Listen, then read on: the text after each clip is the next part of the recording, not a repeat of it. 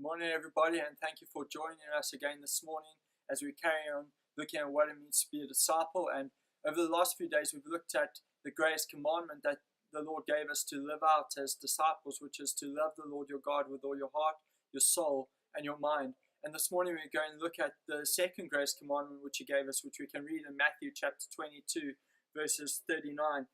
And He says this: "The second is like it, you shall love your neighbor as yourself."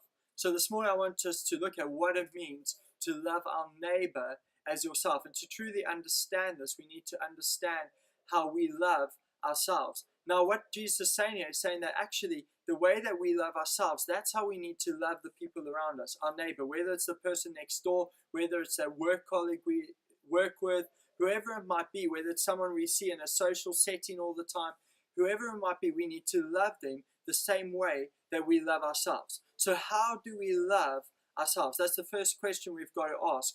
And what he's talking about here is that we all have desires. We all have desires to be healthy. We all have desire to be safe.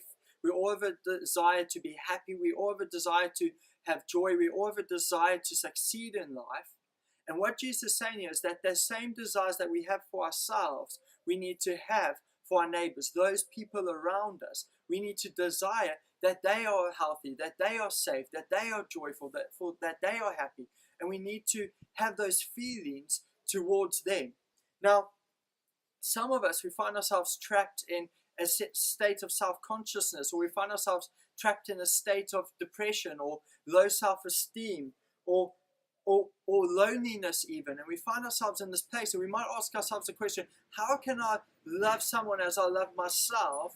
Because if my desire for them is what I'm experiencing in life, then surely I don't want them to experience this depression. Surely I don't want them to be lonely. Surely I don't want them to have low self-esteem or to be really self-conscious of themselves. But we misunderstand what Jesus is saying here. He's not saying those things. You see, all those things are a state of and a place that we find ourselves in as a result of a situation or something that has happened to us in life where we have not found. But actually, we still love ourselves to a point in those places, because you see, no one who has depression wakes up in the morning and says, you know what, today I want to find myself in a worse place than I am today.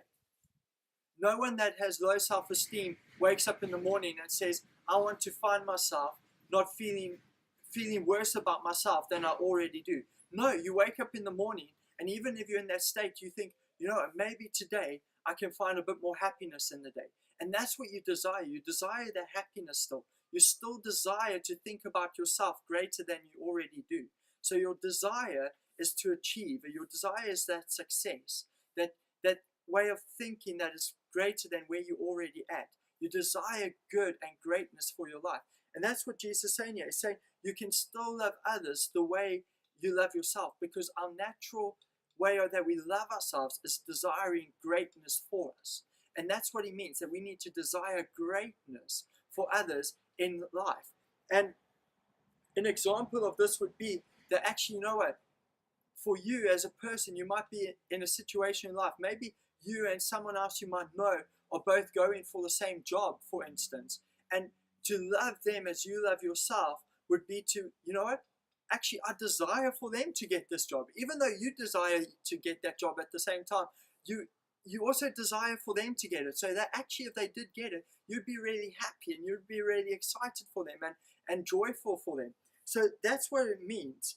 And this goes even a step further as we look at what it means to be a disciple. Because as a disciple, as a follower of Jesus, what our desire should be in life is to experience the joy of God in our life, to experience the peace of God in our life, to experience the love of God in our life, and to experience His absolute blessing upon our lives. So as a disciple, if we are to love others as we love ourselves, what we should really be doing is we should be looking at other people and we should be desiring for them to experience God's blessing upon their life. We should be desiring for them to experience God's joy in their life, God's peace in their life, God's love in their life. That's what we should desire for every person that we meet, because every person that we meet is our neighbor, and we should desire this for them. So how do we go about experiencing this? How do we go about living this out through us? You see, we need to be that desire for them. We need to go to them. We need to share the love of God with them. We need to share the joy of God with them. We need to share God's blessing with them so that they can also start to experience it and understand it and feel it. And then they are going to understand who God is. But we are also going to start loving our neighbor as we love ourselves. So my challenge for us this week is this. Do you love your neighbor? Do you desire for the person that lives next door to you? Do you desire for your work colleague? Do you desire for that person you meet at the cycling club or the running club or the shooting club, wherever it might be? Do you desire for them to experience God's blessing upon their life? Do you desire for them to experience God's joy upon their life, His love upon their life, His peace upon their life? And what are you doing to help initiate that and try to take them to the place where they can experience that? So my challenge for you is this week. Go out and find your neighbor. Go look for them. It might be your person living next door to you. It might be your work colleague.